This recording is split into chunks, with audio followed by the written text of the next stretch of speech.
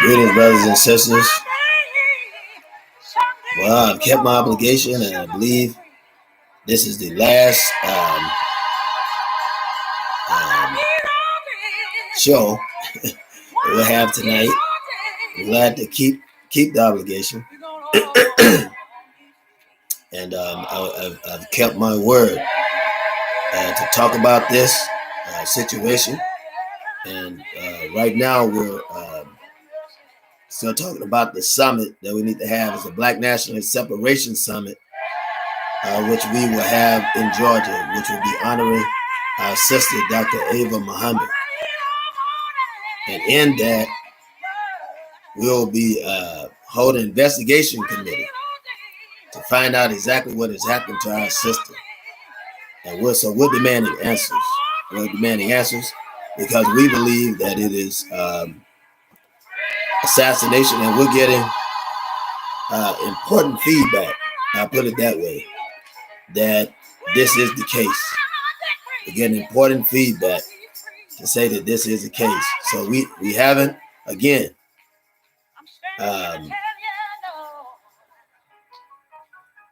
we haven't got Atlanta set yet, but if we can raise the monies to get down there, then we'll get that set up. Certainly get it set up and get the venue set up, and we'll have a day very soon. We're talking about within the next 2 weeks or less.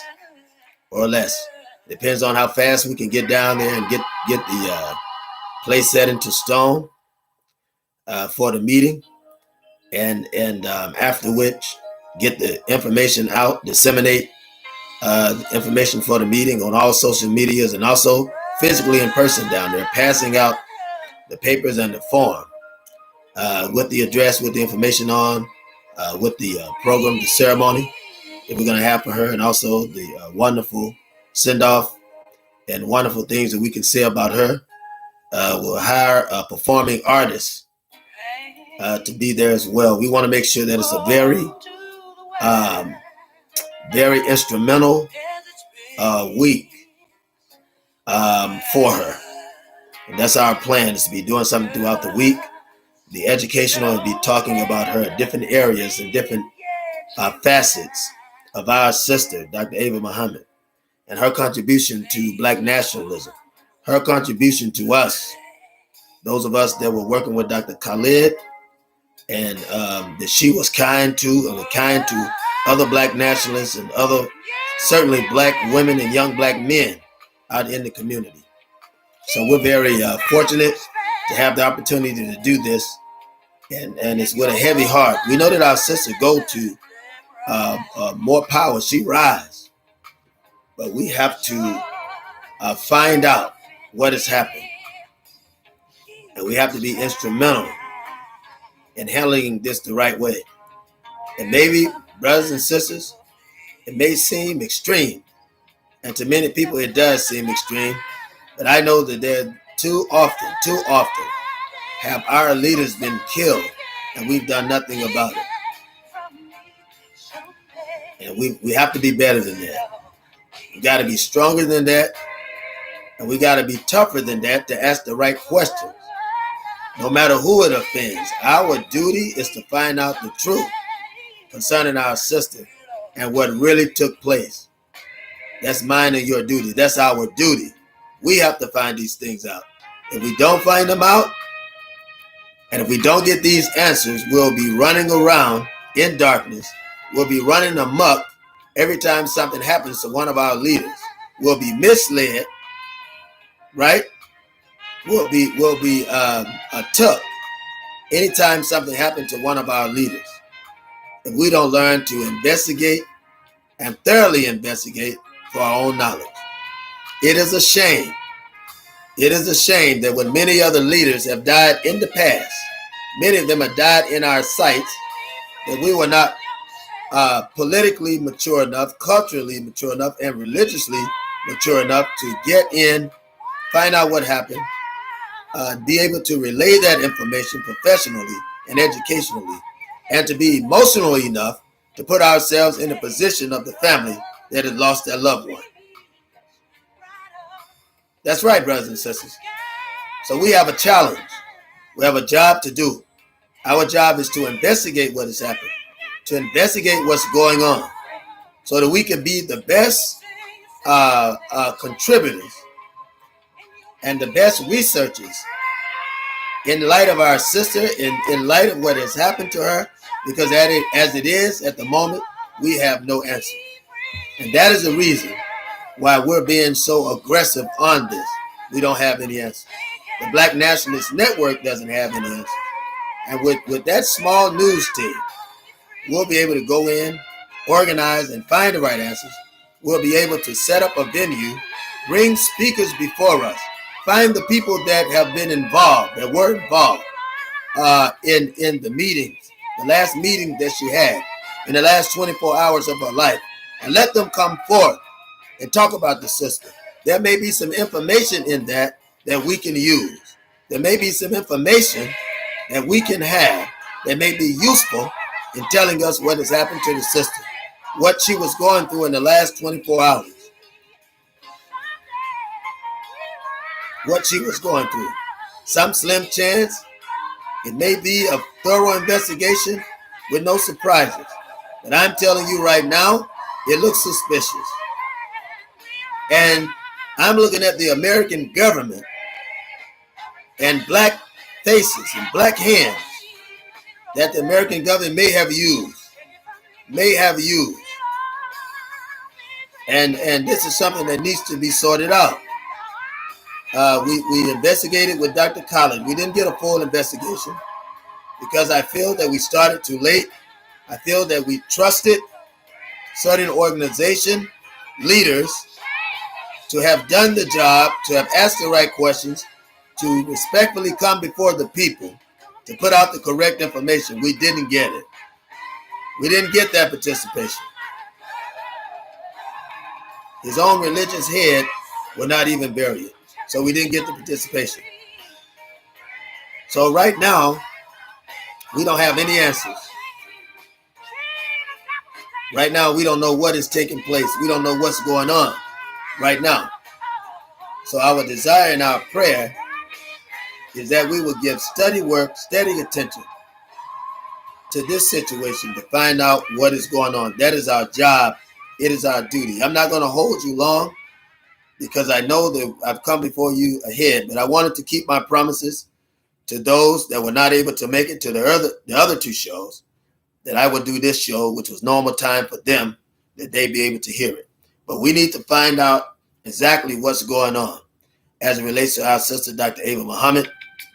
And we will do that. This is something that we will get done. We will get done certainly to find out exactly what has happened.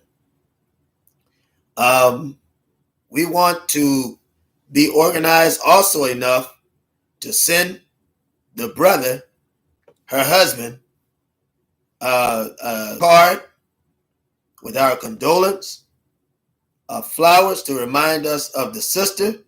We want to be able to send these things. We certainly want to be able to send these things out to her husband. And we want to be respectful. Too often, brothers and sisters, have we been in position to do something respectable for brothers, Muslims that have lost their wives. And it would just be unfitting for us to not do something for the brother that has certainly lost his wife, Brother Muhammad, who has lost his wife. And so we want to be organized so that we can do something that way too. And that's the reason why we feel that it is necessary to go into this investigation and to organize this committee. And it may be that there's nothing there, but right now everything seems suspicious to me. And I follow my nose, which is very big, as you know, and to find out exactly what's going on. And I'm thankful to have been trained with Steve Coakley, thankful to have had the training, administrative training of Dr. Khalid Muhammad, thankful to have had the sensitive, non-behavioral training for my grandfather, Pastor Samuel Rogers, so that I'd be able to be equipped to do this and to be able to transmit those that will be helping me, transmit that knowledge to them as well, so they'll be able to help me. And we need to have this. We need to have our own investigation committee. I think all praises be to Allah God. You can say Jesus, Jehovah, or whoever you want. That we had Steve Coakley, and that God allowed him to be wise and to have this training so that someone like me could learn it and be able to teach it to others. But this is a serious situation about our sister, and we certainly, due to the timing, want to jump on it right away. Now, brothers and sisters, what I wanted to say was there's something else going on. There's something else going on around us, all around us, because when our sister is being taken from us, and that's what I believe, that she was taken from us, we had two things happening. If you look at, I think they were preparing to take our sister in July 4th, preparing to take her during July 4th, because this is the first time, and I want you to see the timing of all of this, the timing of Democracy Now!, the news media that were used to block out everything, every announcement that was made concerning our sister's death. When on July the 4th, and I want to give proof, on July the 4th, they were pushing up Omele Yeshiteli. This happened on July 4th. And there were certain things were going on that concerned me. And you look, when we go back and look in hindsight, we're able to see it. The first thing that you need to know is that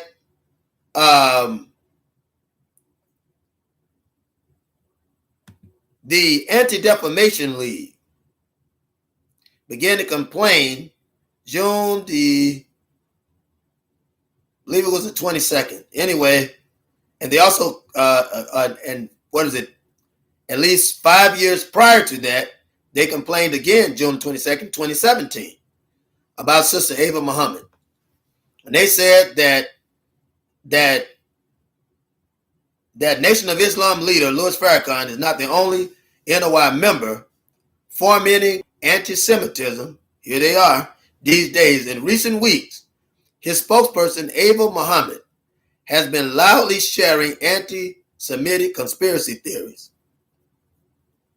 An NOI Mother's Day panel in New Orleans on May the 11th, this is May the 11th, 2017, I believe, May the 11th, 2017. The testimonies of extraordinary women consisted of nearly 3-hour-long panel of 4 women, including Ava Muhammad, praising Farrakhan when asked by an audience member why is it necessary for him, Farrakhan, to keep attacking the Jewish community and how those attacks benefit the African American community.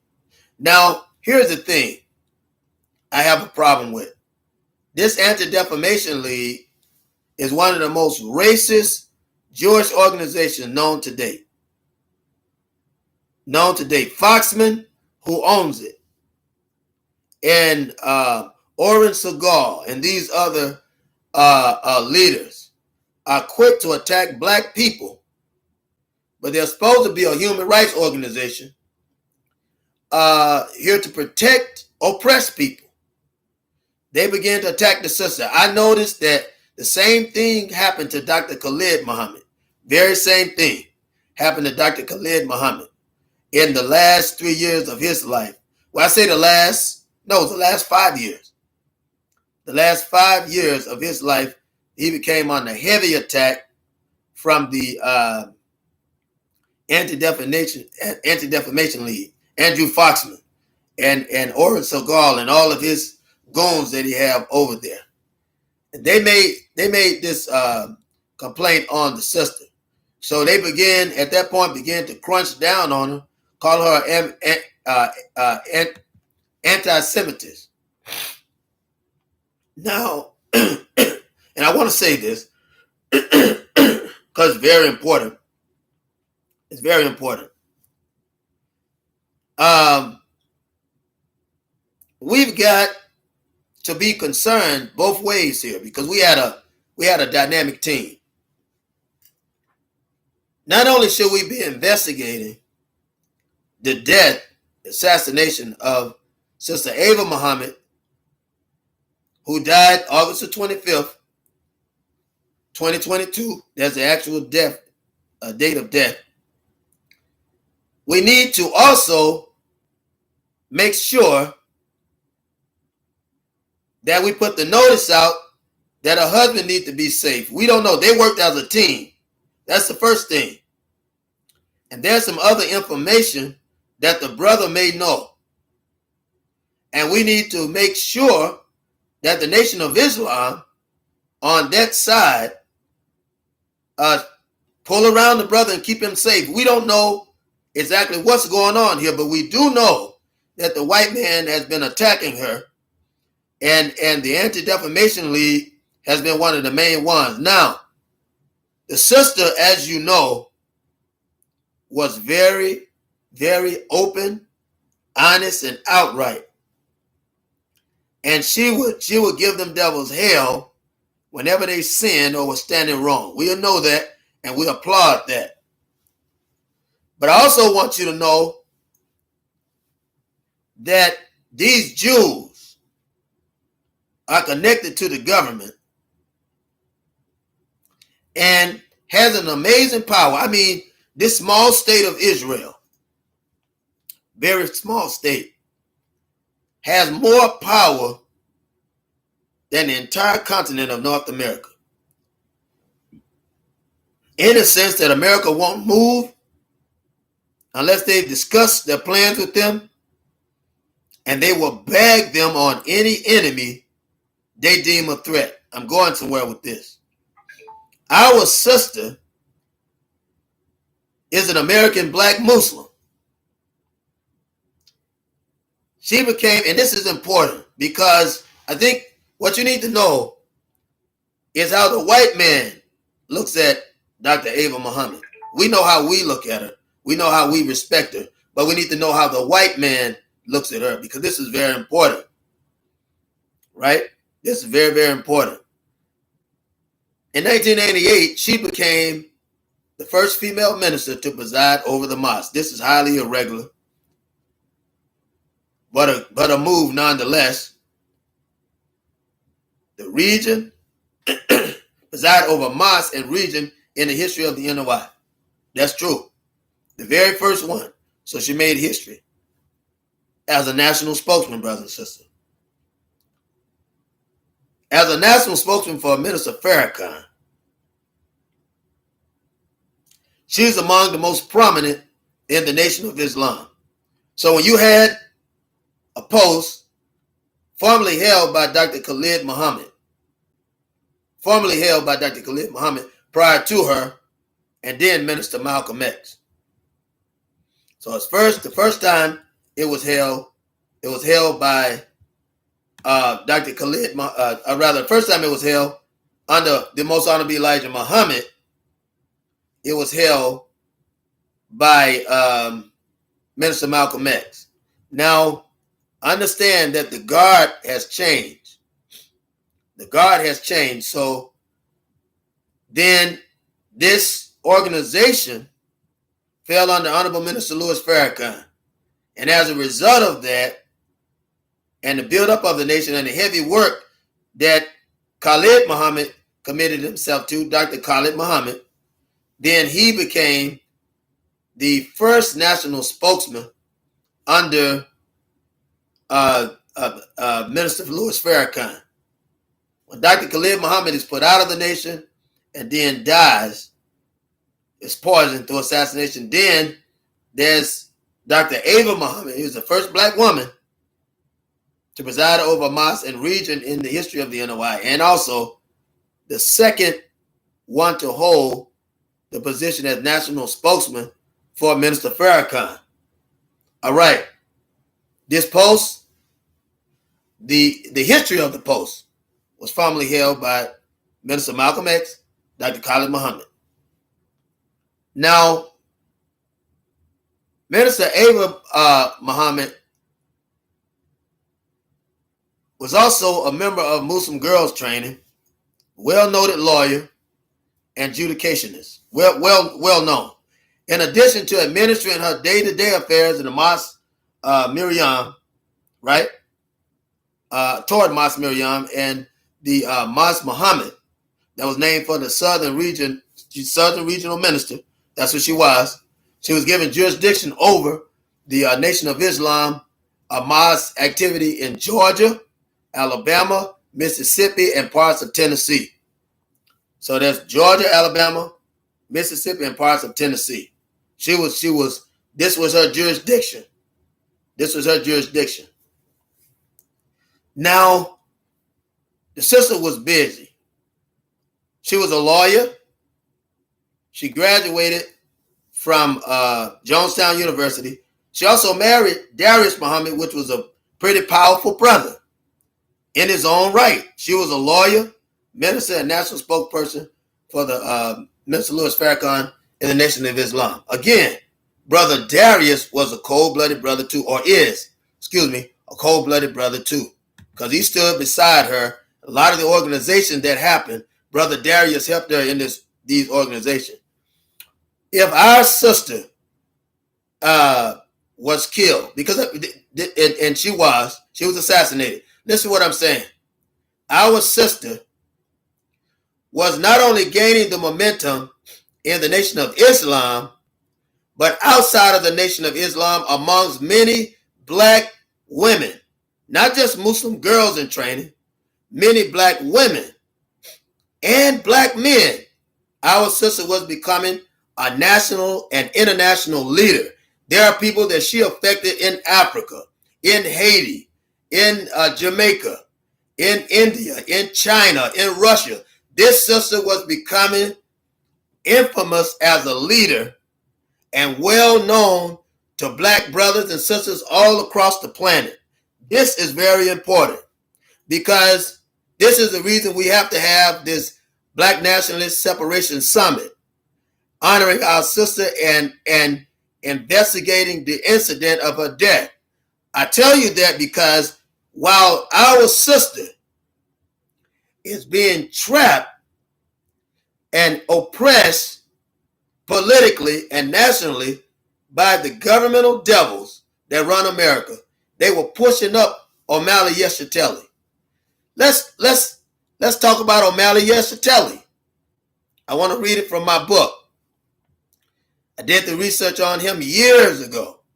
Let's talk about Omali Yeshiteli. Let's talk about it. Now, this Omali Yeshiteli his entire revolutionary history is just strange. I'm just going to be honest with you. The entire history is strange. This brother's existence is strange. Everything about him is strange. Omali Yeshiteli was born Joseph Walker. That was his name. October 9th, 1941, if I make no mistake. This is what he is. Right? They give him these titles. He's an African revolutionary. That's what they say. African revolutionary, political leader, theoretician, and an author. Founder of the African People's Socialist Party. African People's Socialist Party, which leads Uhuru movement. Now listen, the African People's Socialist Party, I want to go over that with you because I think it's important for you to know and why America is pushing him up. This is supposed to be a pan-African. It's got white people in it. White people are in his movement, but he's called it African People's Socialist Party with crackers right in the middle. That's the first problem I have. The organization working toward reparation for slavery in the United States, for black people, for African people born in America. Identifying ideologically with African internationalism and African socialism. Brothers and sisters, how can he identify with African internationalism, being a socialist? It's the first question, because I want you to understand what African internationalism is, and we're going to talk about that. And then being African, how can he be a socialist? Because to be a socialist means that you have to be recognized by a country, right? And so as a citizen of that country, then you have to have an investment or stake in commonwealth. As black people, we don't have an investment nor a stake in commonwealth. When we were brought here as slaves. When you talk about Pan-Africanism, it's a worldwide movement of black people. It encourages and strengthens the bond of black people, not white people, black people. It's a diaspora ethnic group of the African ancestry. So that means there's no white people involved in this. I have a problem with this brother. And I think he's very dangerous. When you say African socialism or Afro-socialism, it's a belief of shared economic resources, right? Traditional African way, a distinct classical socialism. Now, how can, well, if he had said communalism, I would have went along with it. But how can an African be a socialist, right? And how can he run an African People's Socialist Party when you're not considered a citizen, not legally, not even politically are you considered a citizen? You don't have a stake of commonwealth in this American dynastic colonialism, because that's what it is, right? And you're the children of slaves that were brought here, oppressed, and put in bondage. You were brought here, you were oppressed and put in bondage. Now, he said counterinsurgency. This is, and I want you to understand that when you say counterinsurgency, you recognize yourself, and that's why I say I think the brother is confused. You're recognizing yourself as one of the three major components of the criminal justice system of the United States. That means you have that power, along with the courts and the correctional facilities. And collectively, that you share the same rights that they have collectively. We don't share any rights that they have. Police have. As a matter of fact, the police are the enemy for us. We have no rights. We can't speak to rights as prisoners in this land. You and I are prisoners in America. This O'Malley Yesatella is a lot of trouble. He's real trouble. And the government is standing behind him and giving him this rise. We have to understand why. While the sister is gaining momentum as a black nationalist as well as a Muslim minister, well-known representative of the Most Honorable Elijah Muhammad, as it is related by Minister Louis Farrakhan, she becomes dangerous to America. Very, very dangerous. And anyone that becomes dangerous to America is to be assassinated. You can't, anybody that has a chance to break up the fabric or the foundation of what makes America America is considered dangerous. You have to understand, brothers and sisters, America is only a great country because of slavery. When Donald Trump said, make America great again, he meant bring back slavery again. That's what he meant. That's what he meant. Bring back slavery. And we can make America great again. Brothers and sisters, any organization that appease that politically, socially, religiously, psychologically, mentally, and physiologically or otherwise is an enemy to you. Is an enemy for what we fight for as black nationalists, which is freedom, justice, equality, and religious independence, right? That's what we fight for, to be able to decide our own destiny. And you and I are in trouble today because we can see with our own eyes that we have before us an agent directly in our midst. This Omar Yesatella is indeed an agent. There's no other way to look at it. he has white people in his organization. And whether he's misinformed or foolish or ignorant or just confused, we'll have to stand back from him for the fact that he believes that he has help amongst these white people. He is dangerous to us. The whole thing about the feds coming into his place and confiscating documents. What documents? Confiscating his computers for what? They didn't lock him up. They didn't rough him up. He's not behind bars. And I've never seen police, federal, local, state, or otherwise, CIA, FBI, to get someone who's supposed to be a threat to America, who has aligned themselves to America's number one enemy, and they're not behind bars. Brothers and sisters, something doesn't smell right, and something is wrong. When I look at this, I smell a dead cat on the line. I smell fish in the skillet when I look at this very thing that's going on. And we have to pay attention to this devil. We got to pay attention to him. Another thing I noticed, brothers and sisters, in my research, and I just want to tell you this. Now, this brother was born in 1941, which would make him somewhere around 70 or 80 years old, some in his late 70s, early 80s.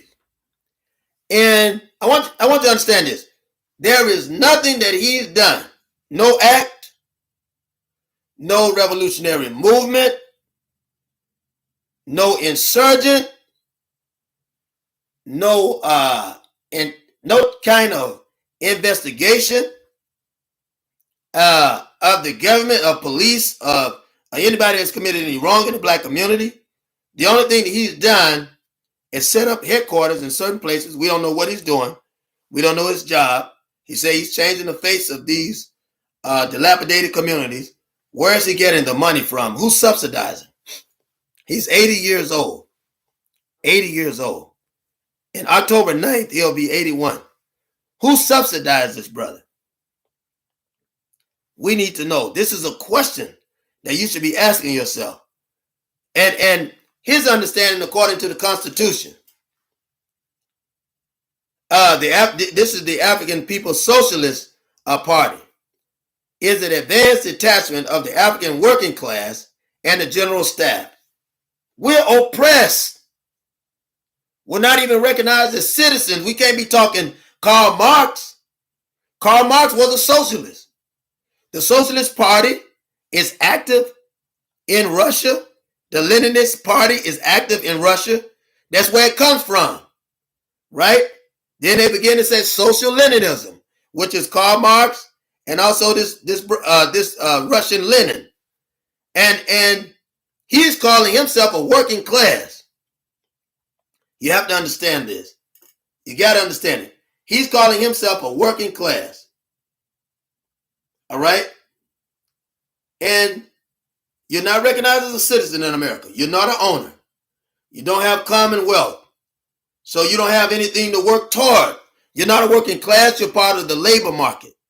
But they put him in a position to use words that are comfortable in the Constitution, words that are comfortable amongst the wealth class. I say again, who's financing this brother?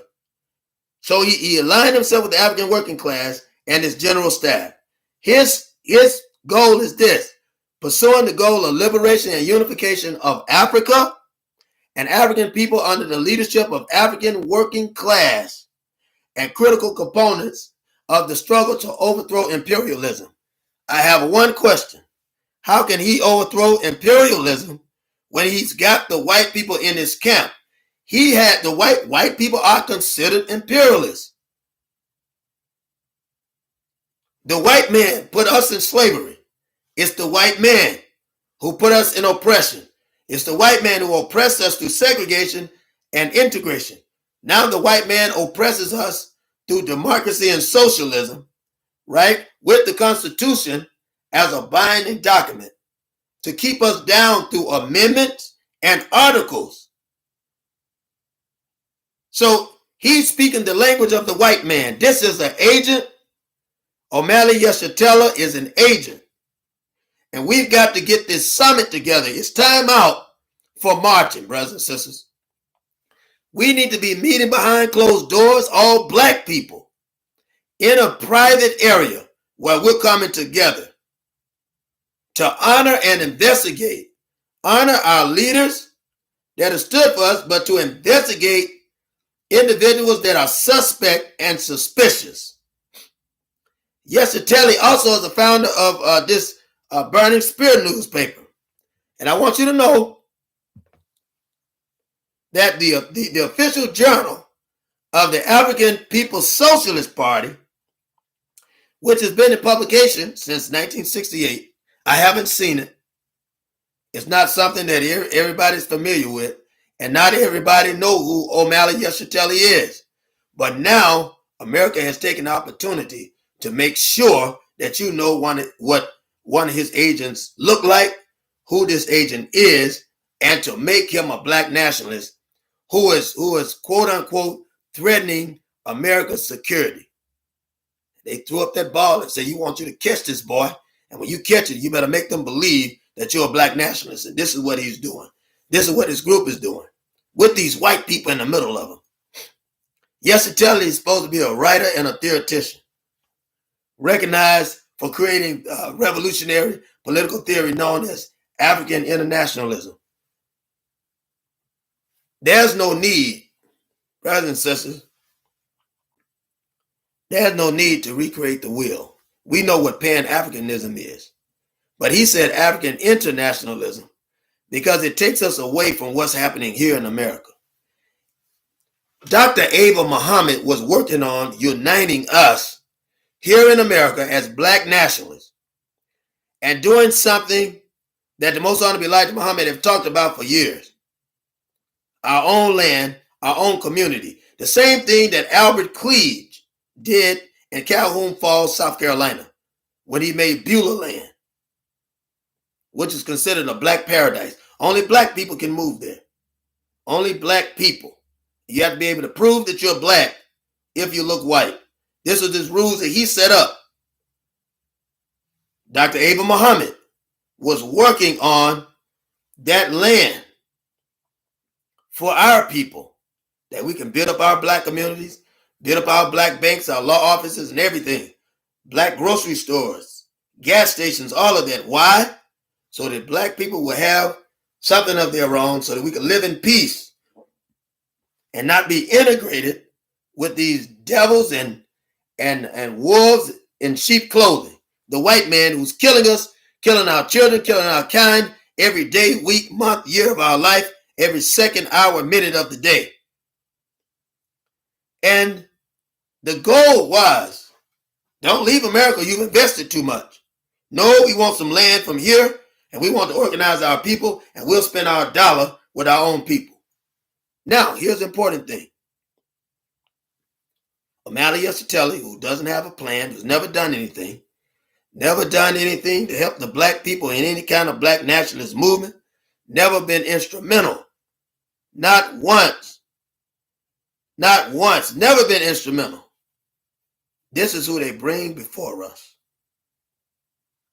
Somebody who believes in electoral politics, which is not going to help us.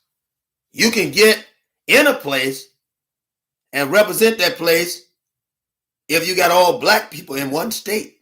You got all black people in one state, they can vote you to go to Washington, D.C. because you'll be representing the interests of black people. They'll be using their dollars to put behind you as you represent black people. But this demon, because that's what he is, has the white devil right there with him. How can he help us?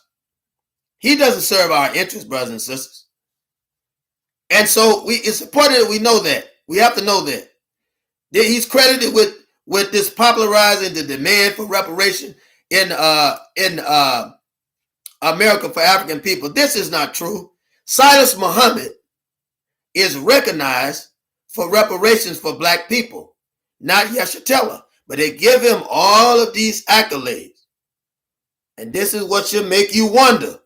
All of these accolades, nobody know about it in the black nationalist community, really. No one knows about it. Right? But he's supposed to have this reparation for African people in the U.S. and worldwide. What worldwide power? He doesn't have any power. But the government is casting an illusion and trying to put somebody in front of us that we should gravitate to. It's supposed to guide us into this new millennium. I have problems because the FBI and CIA was supposed to have harassed him, took his equipment, right? And why? We don't have any answers. The whole thing is a hoax. He hasn't done anything. He's no real threat. The whole thing is a hoax, brothers and sisters. And I have to tell you about that. This is the reason why we have to get this summit. And we'll get an understanding as to why the U.S. government sought to assassinate and did poison our sister Ava Muhammad. I believe it. I believe that this is an actual narrative. I believe this. The U.S. government would benefit from poisoning Ava Muhammad. Now we just need to know who were the hands, who were the black faces that would carry this out, what was going on the last 24 hours. Now, brothers and sisters, the people's advocate, right? This is what he served as in the First International Tribunal on reparations to black people in the U.S., held in Brooklyn, New York in 1982. Something we hardly know about. Some people know about it, right? But it served no purpose because you didn't have any power, right? If he was so much of a threat, Operation Move would have been bombed in Philadelphia. They were bombed because they were organizing themselves in an area and creating an all-black community for black people, right? This is a stand against the government. If you're in an area that you have isolated for black people, right? And there are no white people involved, you're dangerous to the government. You're dangerous. This was an extension of the Black Panther Party. Operation Move was. Now, Omali Yeshitela was supposed to have been founding the Junta and Militant Organization, JOMO. This is what he says. Supposed to have founded the Burning Spear newspaper. That's what they say. We can only take their word for it. But if he did find it, it wasn't so strong. It wasn't so strong. He hasn't done anything to really raise the hair on the back of the head of these white devils. If anything, he's done enough to make them feel comfortable with him because he has white people in his camp, which shows that he can't be trusted. Here it is again. He's supposed to be the author of numerous books and pamphlets, including The Vanguard, Advanced Detachment of the African Revolution, An Uneasy Equilibrium, The African Revolution versus the Parasitic Capitalism. I mean, what has he done and what training does he have to really help black people? Brothers and sisters, he has none. We should be cautious about this brother. Any meeting that we have, if he's there, he can come in, but his white crackers can't come in. And when he get there, we will put him in the hot seat where we're able to ask the tough questions to him, and he better answer right. He better answer right, and his people better answer right. We are tired, and we've had it with black demons doing the work of the white devil. We've had it. That's why this investigation is so important. That's why this Black Nationalist Summit is so important. There are lots of answers and a lot of evolutions that have been made that you and I have to question, brothers and sisters. We have to. We have to question, and you had better get ready because these devils, them acting up is just right around the corner. I hope you have your guns. I hope you're organized. I hope you're organized because we need to be when making this move, we've got to be organized, and we've got to create a corral of our people and unite to find out who our leaders, true leaders in the black community that truly care for our people, who they are, where they are, what they're doing, and how we can assist them if they're working to build up the black community. If they're working also to build up an independent space for black nationalist people to live, survive, and work. And these places need to be private, and it don't need to be so publicized to these whites or to other people. But it needs to be a place where our people can commune and where we can get information amongst one another. We have allies, other black Native American, black being the key word, black Native American, black Mexicans, mestizos, black people, black Latinos, black people, other allies, right, that we can get to, right, that we can work with, right, that we can organize a stronger movement for defense with. When I say defense, I mean our own education, our own correlation through religion, our own association amongst one another through cooperation. So we will have a wide range of resource. We don't know what's going to happen. We don't know what moves or evolution we have to make. But one person's terrorist is another person's freedom fighter. You should have learned that from the white man. You should have learned that from the white man. And we know that something's wrong because these white people are in the organization, in his organization, and something has to be done about that. Something has to be done about it. Something has to be said. I invited the brother to have a conversation with me. As Allah be my witness, as God bear witness, I called his headquarters. He has yet to get back in contact with me because we have questions, sir. We have questions for you, and we want to understand what is going on and how you're connected with this death related to Dr. Ava Muhammad, and who from your area are key figures, because we know you know something. The government is your friend. We know you know something. And we intend to ask these tough questions. Not only that, but there's some of us, black people, some of us in the churches and in the temple too, that can answer questions. And we need to know the answer to those questions for our sisters. What I want you to know is, if the sister's life was in danger, then her husband's life is in danger, and everybody that was sympathetic to what the sister was teaching, lives are in danger. What you have right now, brothers and sisters, is a coup d'etat successfully against black nationalism, against black religious expression. You've just had it. It's happened in the Baptist church. It happened in the time of the Nation of Islam under the Most Honorable Elijah Muhammad. And it just happened for a fourth time under Louis Farrakhan with Sister Ava Muhammad. And prior to that, it happened with Dr. Khalid Muhammad. We need to investigate and find out what's really going on. There are too many people dying and too much death associated with the same organization. This is suspect, brothers and sisters. This has to be investigated. Don't beat me up because I'm asking the right questions. Just let me know whether I'm right or wrong. And if I'm wrong, prove it to me, and I'll apologize to anybody that I may have offended.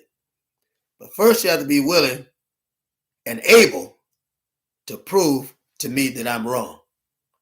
So, brothers and sisters, we'll be getting back with you and letting you know the date of the summit. I pray that you can help us. I ask for your help because we need it. And if I can get the help, then I'll push down there this weekend. I will push down there. If I can get the help that I need from you,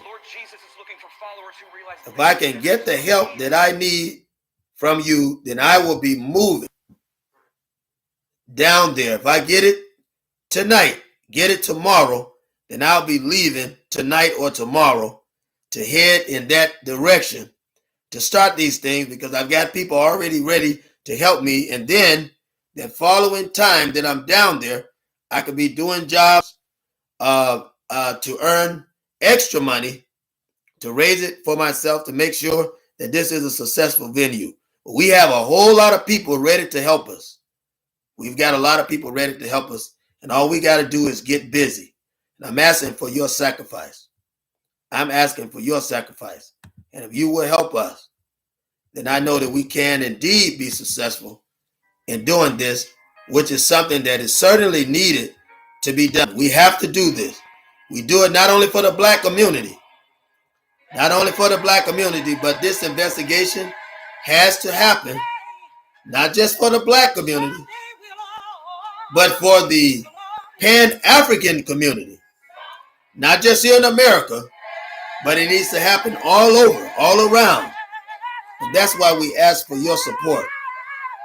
A Black Nationalist Separation Summit, where we are organized to separate from this white man, and we will also be investigating the deaths and giving historical education as to why we are justified. There are some people right here today, brothers and sisters, who don't believe that we should separate from this white man.